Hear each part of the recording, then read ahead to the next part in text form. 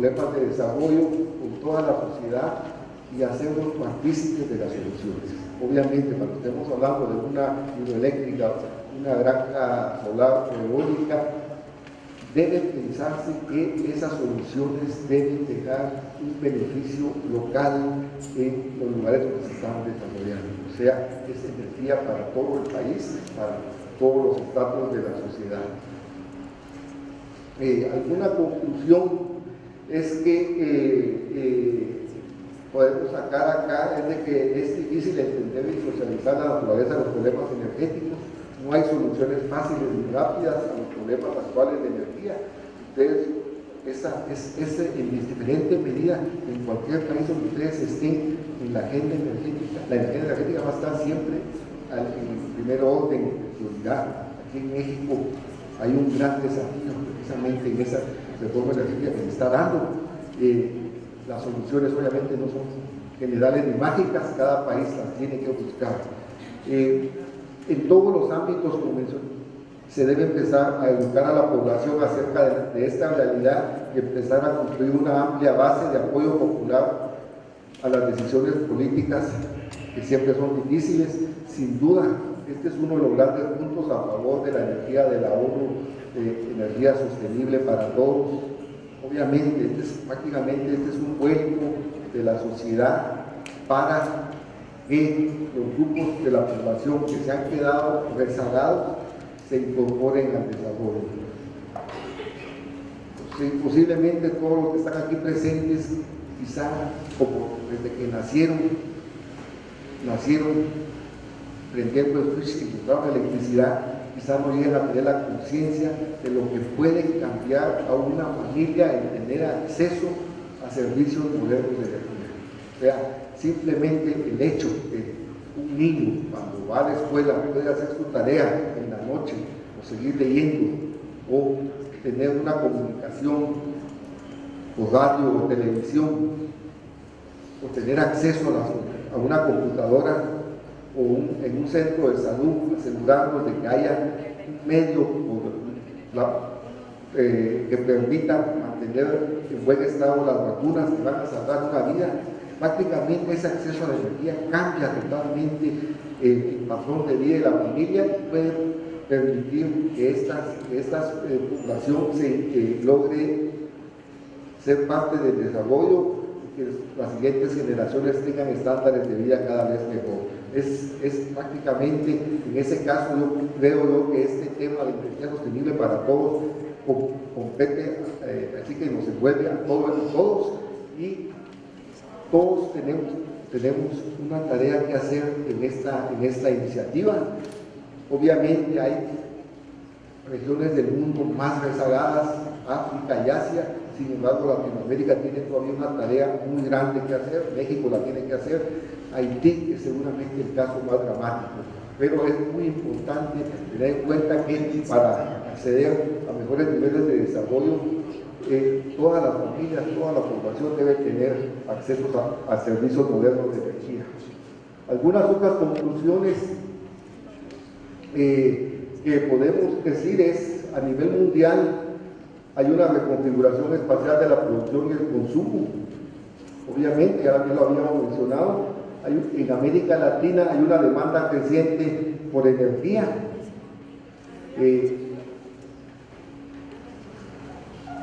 Tenemos que tener presente que América Latina emerge como una zona con abundancia de recursos naturales y también obviamente pues, es un tema estratégico para el desarrollo de los diferentes mercados.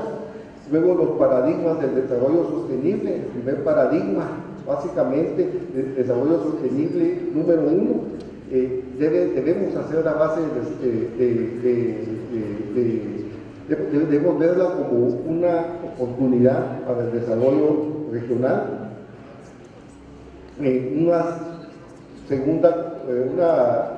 Segundo tema del desarrollo sostenible, debemos de desarrollar nuevas formas que favorezcan al desarrollo productivo.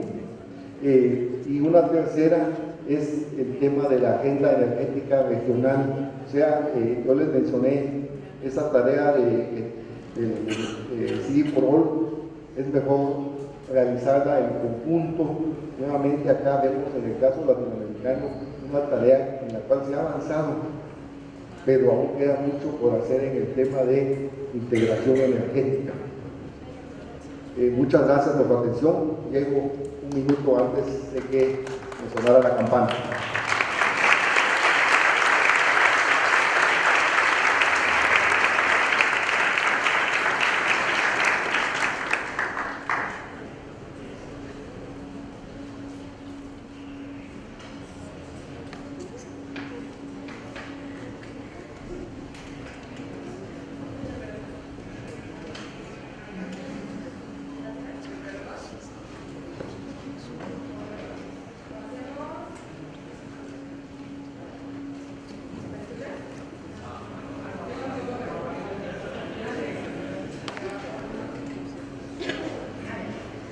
Muchas gracias, Víctor Hugo. Pasemos ahora al lado del cambio climático. Se le cedo la palabra a Carlos Gay.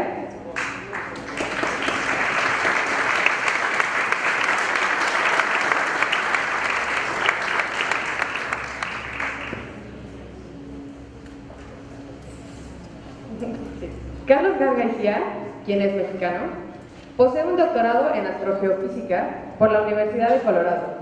Es coordinador del Programa de Investigación de Cambio Climático de la UNAM, del Centro Virtual de Cambio Climático de la Ciudad de México y del Grupo de Cambio Climático y Radiación Solar del Centro de Ciencias de la Atmósfera de la UNAM. Fue presidente del Consejo Consultivo de la Comisión Intersecretarial de Cambio Climático. También fue miembro del Subcomité Académico de la COP16 y coordinador de la primera Comunicación Nacional de México ante la Convención Marco del Cambio Climático de la ONU. Los dejo entonces con Carlos. Muchas gracias, Cecilia. Bueno, me da mucho gusto estar aquí. Gracias por la invitación a poder hablar a tantos jóvenes. Espero esto, no sé por dónde se va a ir la presentación, espero que vaya bien. Y voy a arrancar con un tema que en realidad, como hablamos de energía, de alguna forma se olvida, incluso en este proceso que ha habido en México de reforma energética, el tema de cambio climático se ha quedado un poco, se ha quedado en el borde de la discusión, cuando debería ser un tema muy importante que debería ser tomado en cuenta pues en todo lo que tiene que ver con emisiones de gases de efecto invernadero. Voy a empezar recordándoles el objetivo de la Convención Marco de Cambio Climático, porque de ahí vamos a ir viendo algunas cosas. El objetivo de la Convención Marco de Cambio Climático está en la estabilización de las concentraciones de gases de efecto invernadero en la atmósfera a un nivel que no interfiera peligrosamente, digamos, con el desarrollo o con las actividades humanas.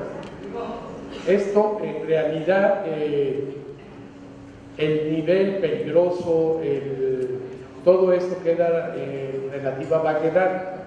Y por ejemplo, en la COP15, en la convención, en la reunión de la Conferencia de las Partes número 15 que ocurrió en Copenhague, que fue un verdadero desastre, no se pudieron poner de acuerdo en cuanto a cuáles serían estas concentraciones de gases de efecto invernadero a las que tendríamos nosotros que tender para evitar esta influencia peligrosa en lo que son las actividades humanas. Bueno, en realidad lo que ocurre es que Copenhague fue un desastre. México rescató un poco rescató de hecho la convención, porque le devolvió algo de digamos, de fe en la convención, pero entre unas cosas y otras se vino decidiendo desde México, el acuerdo de Copenhague, luego en México, que la temperatura del planeta tendría que estar alrededor de los 2 grados centígrados a nivel global, como para no ser peligroso, ¿no? Ahora les voy a dar la noticia, y es que aparentemente, y de la forma como venimos nosotros emitiendo gases de efecto invernadero, este límite o esta meta de 2 grados centígrados ya la empezamos a ver muy complicada, ¿no? Quiere decir, en otras palabras, que por lo que se ve, vamos a tener que vivir con probablemente en el futuro de más de 2 grados centígrados. Y esto les voy a estar hablando yo aquí. Estos 2 grados centígrados tienen que ver con lo que les dije de las concentraciones atmosféricas de gases de efecto invernadero a este nivel no peligroso, y tiene que ver evidentemente con la forma como producimos o como produzcamos la energía en el planeta, ¿no? Entonces déjenme avanzar. Esta primera gráfica, en realidad que está aquí en la portada de mi presentación, son las concentraciones de dióxido de carbono de los últimos, ¿cuánto se ve ahí? Como 400.000 años, ¿no? De los últimos 400.000 años. Y aquí lo que es importante notar es que, por ejemplo, las concentraciones atmosféricas de gases de efecto invernadero en esos últimos 400.000 años nunca habían rebasado las 300 partes por millón. Y la actualidad es que estamos en 400 partes por millón. Y este récord lo batimos en 2013. Quiere decir que estamos nosotros viviendo una época, pues nunca vivida realmente, ¿no? Estamos viviendo algo que nunca se ha vivido anteriormente. En realidad, hace 125.000 años, ahora les voy a contar.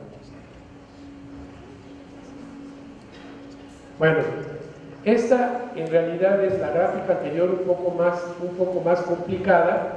Ustedes empiezan en nuestros días y nos vamos hacia hace 400.000 años. Lo que ustedes pueden ver ahí es que las concentraciones de dióxido de carbono, que es la gráfica del medio, está muy atada a la gráfica de temperatura del planeta. Ustedes ven cuando las concentraciones de dióxido de carbono aumentan, la temperatura aumenta, cuando baja, ¿no? Y bueno, la última gráfica tiene que ver ahí con un poco de la climatología que podríamos nosotros ir revisando a lo largo del tiempo, y es que esta es la cantidad de polvo que se observa en la atmósfera. Esta es la cantidad de polvo que se pudiera observar en la atmósfera, y ustedes ven que hay más polvo en periodos más fríos. Y eso tiene que ver con el hecho de que en periodos más fríos hay menos agua en la atmósfera. Atmósferas más frías contienen menos cantidad de vapor de agua, y esto es un efecto termodinámico, ¿no? Esta es la ley de Clausius-Clapeyron para aquellos que la quieran buscar. Pero en realidad lo que nos está indicando aquí, yo lo que quisiera de alguna forma señalar, es que dentro de estas concentraciones contenidas dentro de 300 partes por millón, pues la temperatura del planeta es la que ustedes ven arriba, y lo que puedo decir yo es que hace 125.000 años la temperatura del planeta estaba 2 grados más caliente que ahora, digamos en términos generales. Y esos 2 grados más caliente que ahora significaba, por ejemplo, que los océanos estuvieran entre 4 y 6 metros más altos, el nivel del mar estuviera entre 4 y 6 metros más altos que ahora.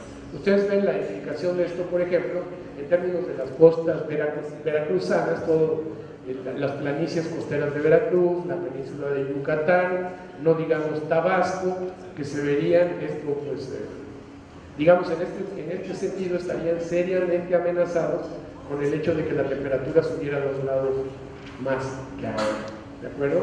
Entonces, ese límite al que se llegó más por política que por conocimiento o por ciencia de los 2 grados centígrados, sostenido durante un tiempo suficiente, haría que la superficie del mar aumentara y que por lo pronto nos amenazaran las costas mexicanas del Golfo y las costas de la península de Yucatán, ¿no? Sin decir que otros países pues se verían incluidos, por ejemplo, como Bangladesh, que quedaría la mitad del país quedaría bajo las aguas, ¿no?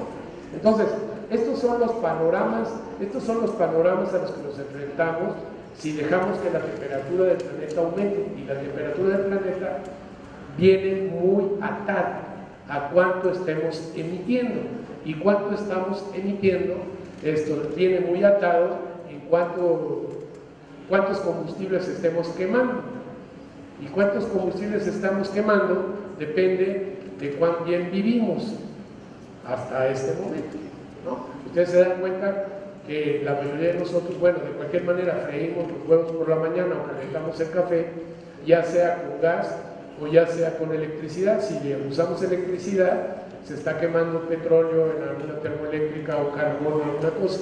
Si estamos utilizando ¿qué dije? ¿Gas? Si estamos quemando gas, producimos ahí nosotros directamente el dióxido de carbono, no en la estufa. Pero si estamos utilizando estufas eléctricas muy modernas, pues estamos quemando petróleo en otro lado. Pero a fin de cuentas todo viene atado a las emisiones de dióxido de carbono, ¿no? El punto aquí es que el bienestar en este momento no lo podríamos entender muy claramente sin quemar combustibles fósiles, ¿no? Y esa es una cosa que es muy difícil, pues es muy difícil de controlar. A ver qué más tenemos aquí. Como tengo poco tiempo, bueno, en realidad lo que les mencioné, la gráfica de la derecha representa la elevación del nivel del mar, por ejemplo, que hemos nosotros observado y la que podríamos observar para los próximos 100 años, ¿no? Ahí ya estaríamos hablando hasta de 1.2 metros más altos que ahora. Este es el tipo de trabajo que hacemos los que nos dedicamos a tratar de simular el clima del futuro. Este es otro dato que les puedo dar. La ventaja que nosotros tenemos en esta época comparados con nuestros antecesores o nuestros ancestros de hace 1000 años es que ahora nosotros tenemos suficiente conocimiento científico como para poder producir estos escenarios del futuro. Nosotros en este momento, para predecir el futuro o para ver qué puede pasar en el futuro, no necesitamos acudir al mago o al chamán o a la bola de cristal. Ahora acudimos a las universidades, acudimos a los científicos, acudimos a los que saben, y estos nos pueden decir cómo podemos ver el planeta en los próximos 20, 50, 100 años. Y este es el problema, pero este también es un punto que nos indica cuán inteligente o no puede ser la especie humana, ¿no? O sea, tenemos un conocimiento, tenemos una capacidad de hacer cosas que antes no teníamos, y sin embargo da la impresión de que no le hacemos ningún caso, ¿no? Y no voy a insistir tanto en lo mal que nos puede ir, que nos va a ir, pero sí voy a insistir en algo, en que pudiéramos hacer algo al respecto para que no nos vaya tan mal. Bueno, este es el efecto invernadero. En realidad, esto del calentamiento tiene que ver con los gases de efecto invernadero que se emiten con la quema de combustibles fósiles, y de hecho se emiten con otro tipo de gases. Entonces aquí, en resumen, ¿qué significa esto? El efecto invernadero funciona porque la radiación solar calienta la superficie del planeta, y estos son experimentos de orden cero que cualquier persona pudiera realizar. De hecho, nosotros nos miramos los unos a los otros porque nos vemos los unos a los otros porque hay radiación solar que rebota de nosotros y le llega a nuestro interlocutor. Por eso podemos decir que la radiación solar llega a la superficie del planeta. ¿Se dan cuenta? Un experimento muy importante, ¿no? Estamos calibrados para ver en la radiación que emite el sol, ¿no? Si viéramos en radiación infrarroja no veríamos nada, veríamos muy opaco el asunto. ¿Por qué? Porque esos son los gases que se ocupan de absorber calor. La radiación solar calienta la superficie del planeta, la superficie caliente emite radiación, pero emite radiación infrarroja. Es una radiación que se emite como calor más bien, y esta radiación no la vemos nosotros, pero la sentimos, ¿no? Ustedes salgan a la calle en un día soleado y pongan la mano cerca del pavimento, no tienen que tocar el pavimento para ver que está, o para saber que está caliente, y eso es porque el pavimento está radiando radiación infrarroja. Esa radiación infrarroja es muy eficientemente atrapada por estos gases de efecto invernadero. Y estos gases de efecto invernadero, el más importante es el dióxido de carbono, y el dióxido de carbono es el que se produce ahora y está muy relacionado con la producción de riqueza. Entonces, aquí hay una cosa a la que nos enfrentamos muchas veces los científicos atmosféricos, porque vemos el problema muy claro, ¿no? Más dióxido de carbono en la atmósfera quiere decir que el calentamiento va a ser mayor, la cantidad de material que va a estar bloqueando esta radiación que escapar al planeta la estamos atrapando con más gases de efecto invernadero, ¿de acuerdo? Entonces, la solución nuestra es, pues, emitir efecto invernadero, pero emitir gases de efecto invernadero significaría quemar menos petróleo, carbón y gas natural. Entonces, ¿eso qué significaría? Que tendríamos que utilizar menos el coche, menos la luz, menos aparatitos, menos celulares, menos huevos por la mañana, menos bistec, menos transporte. ¿Se dan cuenta? Entonces, la solución nuestra trivial de científico es bajarle a las emisiones, ¿no? Pero bajarle a las emisiones quiere decir bajarle a todo lo demás. Y eso es una cosa a la que nadie está muy dispuesto, desafortunadamente. Y menos dispuestos están, a los que viven de eso. Por ejemplo, bueno, todos vivimos de eso, pero hay unos que viven más de eso que nosotros, como por ejemplo compañías petroleras, constructoras de autos, la gran industria, de todo depende de esta energía que proviene de quemar combustibles fósiles. Entonces, aquí para que lo tengan ustedes de alguna forma muy claro, el problema en realidad, traigo unas acá que parezco tenor hablando y si luego afónico, pero bueno, volviendo al efecto invernadero. Entonces, muchos gases de efecto invernadero, mucho calor, ¿no? Entonces, para calentarnos menos hay que bajarle los gases de efecto invernadero. Pero como está la economía mundial y como está la forma en que nos desarrollamos, quería decir, a fin de cuentas, el mensaje es, si queremos mantenernos por debajo de 1 grado, tenemos que cambiar la forma de cómo vivimos. Tenemos que hacer las cosas de manera diferente. Quizá no la forma como vivimos, porque lo que necesitamos es energía, y la energía la podemos sacar de muchas otras fuentes que no necesariamente las fuentes tradicionales. Bueno, esto es una cosa parecida a lo que Hugo Ventura ya les mostró, y es como han venido, pero aquí en este caso son las emisiones mundiales de gases de efecto invernadero, y si ustedes pueden ver que yo tampoco veo por la distancia, y ahí ustedes ven poco, quiere decir que a fin de cuentas las emisiones mundiales de gases de efecto invernadero se han venido incrementando de 27 gigatoneladas anuales a 49 gigatoneladas anuales en 2010. O sea, que la lección no la hemos aprendido. 2010 fue el año de la COP16 en Cancún. O sea, y del objetivo de la convención que les dije yo de estabilizar las temperaturas por debajo de los 2 grados, pues en mi corazón. Estas me las voy a sacar en comparación de las emisiones de las diferentes regiones del planeta. Bueno, pues los países ricos emiten más generalmente que países más pobres, pero ahí ustedes ven esto que se llama Upper Middle Income países. En realidad aquí ya está metido seguramente China y la India, y entonces ustedes ven que para el 2010 sus emisiones eran tan importantes como las emisiones de países primermundistas, ¿no? Ahora, desafortunadamente en esa barra estamos metidos todos. Bueno, México entra en estas clasificaciones de Middle Income, y ahora resulta que el calentamiento global nos va a echar la culpa al tercer mundo, ¿no? Porque el primer mundo ha logrado mejorar muchas cosas a través, por ejemplo, de la eficiencia energética o de la eficiencia en emisiones, las cuales estaba mencionando Hugo. Esto está medio complicado, y en los 8 minutos 26 segundos que me quedan, lo que quiere decir es que ninguna de las trayectorias de emisiones que nos podemos inventar nos llevarían a la estabilización de 2 grados, que por ahí hay una línea de los 2 grados. Déjenme ver.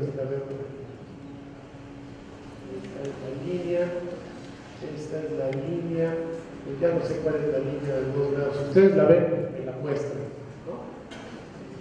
Pero la verdad de las cosas es que está muy difícil que nosotros podemos lograr una estabilización en torno. Déjenme ver si les muestro más.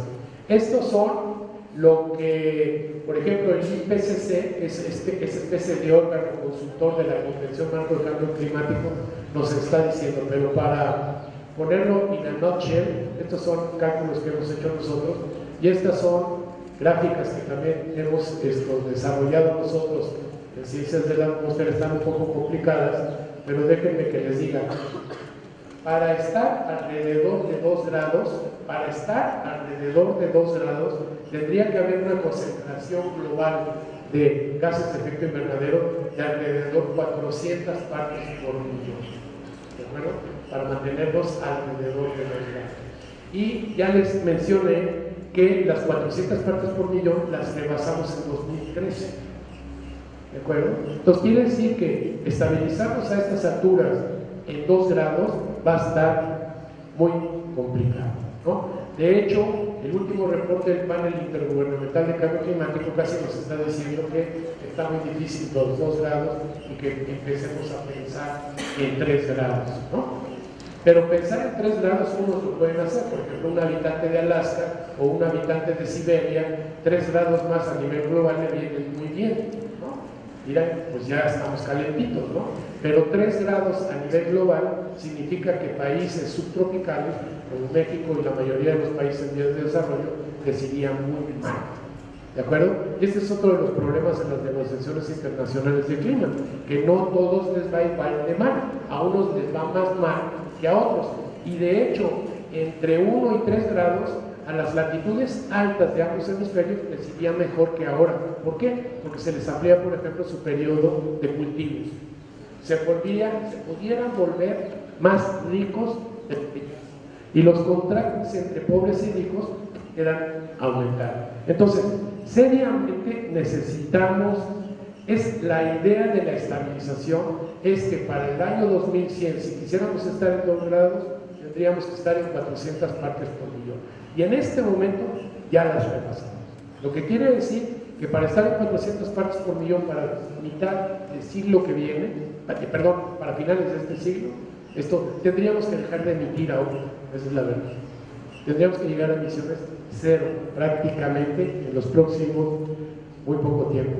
Y esta, bueno, no nos ponemos en rollo porque es muy difícil hacerlo en este poquito tiempo. Emisiones actuales y proyectadas de 13 países y sus compromisos. De ahí el que sobresale, ¿quién es?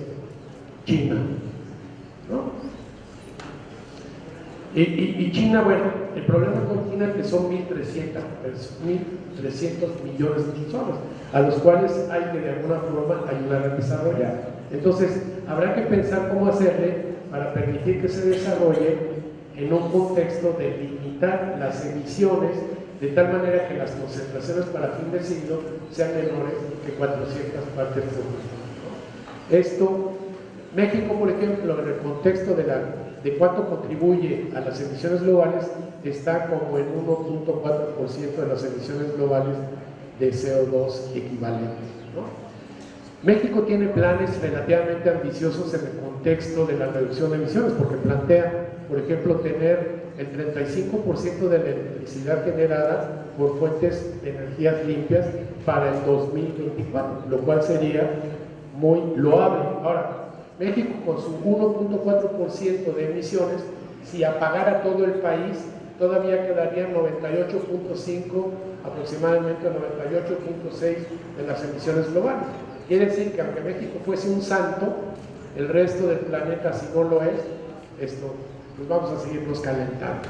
Entonces, hay una opción que es empezar a pensar en adaptarse al calentamiento. Dense cuenta que si vamos a estar más calientes, por ejemplo en la Ciudad de México, el doctor Villanueva y yo y Hugo y los que vienen con saco tendríamos que venir con guayabera, ¿no? Y los que viven en Mexicali, pues tendría que cambiarse de lugar, ¿no? Por ejemplo, ¿no?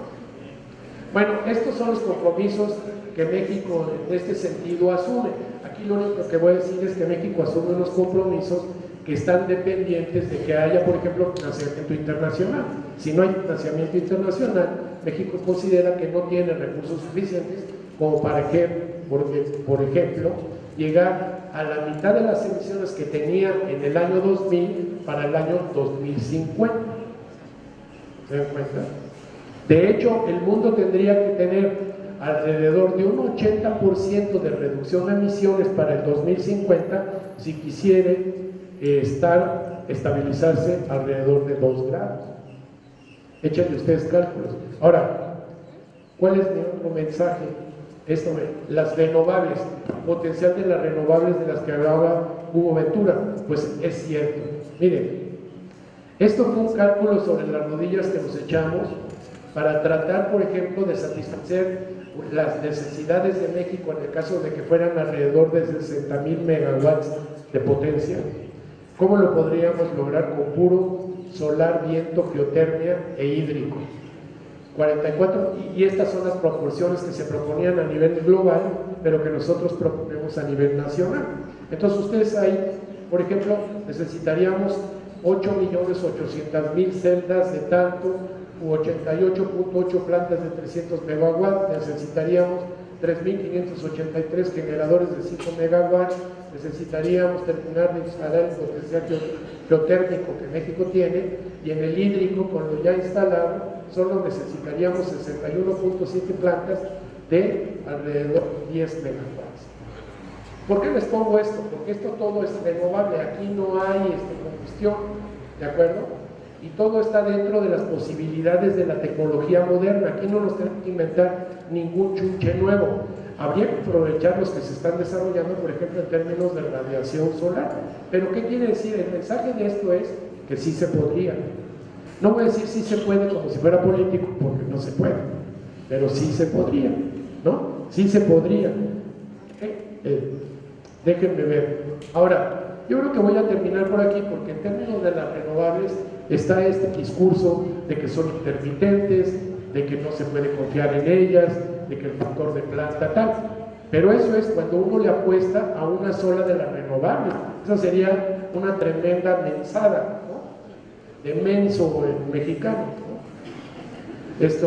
Y esto es, por ejemplo, una forma en que pudiéramos nosotros satisfacer las necesidades que renovables.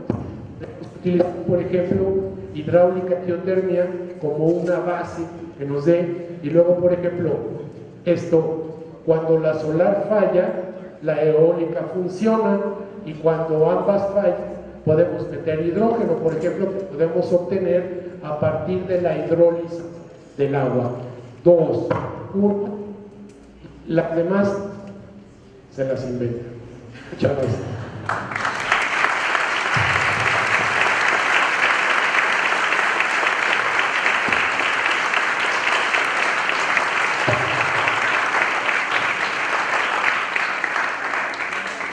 Muchísimas gracias, Carlos.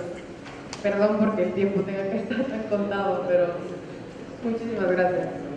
Ahora vamos a pasar a preguntas. Dado el tiempo muy corto, solo vamos a contestar 2 preguntas. Entonces los invitamos a pasar, vamos a sentarse.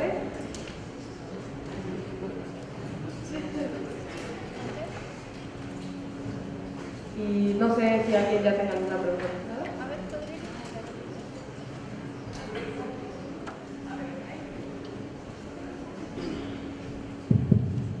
Los felicito por sus excelentes presentaciones, y un tema que no creo que es muy importante son los recursos financieros que se requieren para desarrollar estas tecnologías y todos estos medios de ahorro, de eficiencia energética, y que se ha discutido mucho en las cumbres energéticas, en las conferencias de las partes, el cambio climático. ¿Qué pueden decir al respecto? Porque se requieren muchos miles de millones de dólares, sobre todo en los países en vías de desarrollo.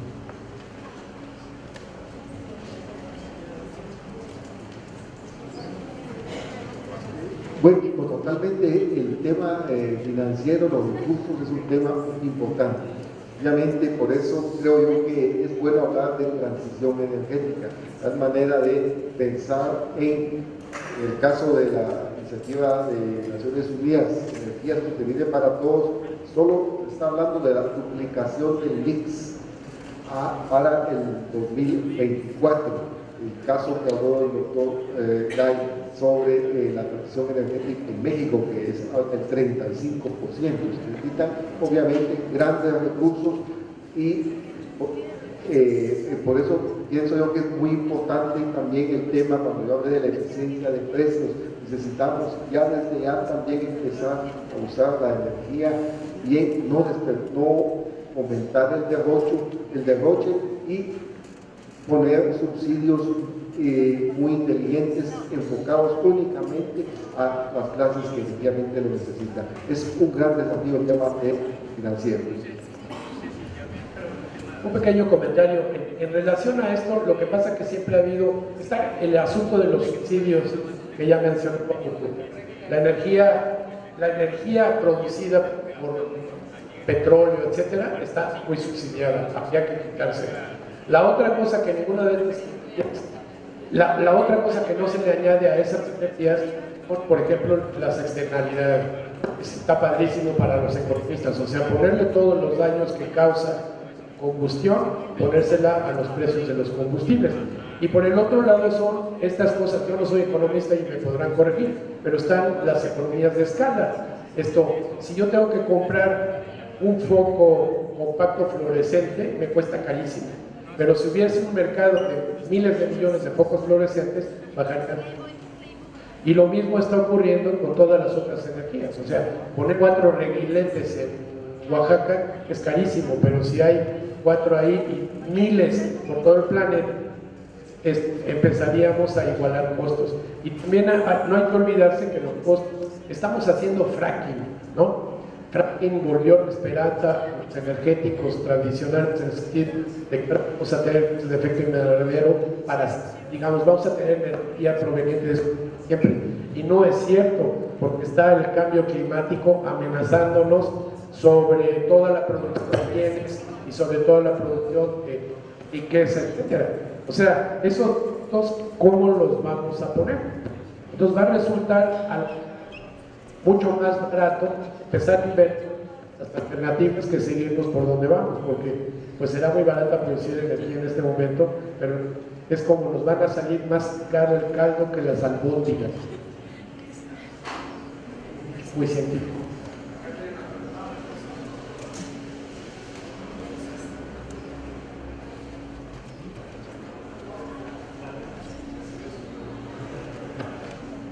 Mi pregunta es para el profesor Carlos. Me parece que usted tiene bastante claridad y es bastante directo en sus respuestas y yo creo que todos lo apreciamos. La pregunta es ¿nos podría, creo que seguro los tiene identificados, cuáles son los 3 enemigos de las energías alternativas y qué soluciones ve para cambiar eso y convencer a esos enemigos? Bueno, los 3 enemigos declarados son las compañías petroleras y las productoras de coches, son 2, y el tercero, pues ya no sé si los restauranteros, pero esas 2 son yo creo que son las más importantes, ¿no? De hecho, esto se refleja en el financiamiento que se ha dado para realizar estudios supuestamente científicos que contradicen y niegan el calentamiento, han provenido de las petroleras. Entonces, son como que los más...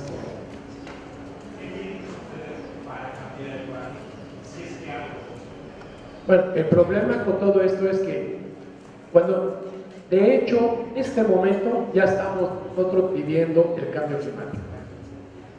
El punto es, y como dije al principio, nosotros podemos prever hasta cierto punto el futuro, y ese futuro es fatal.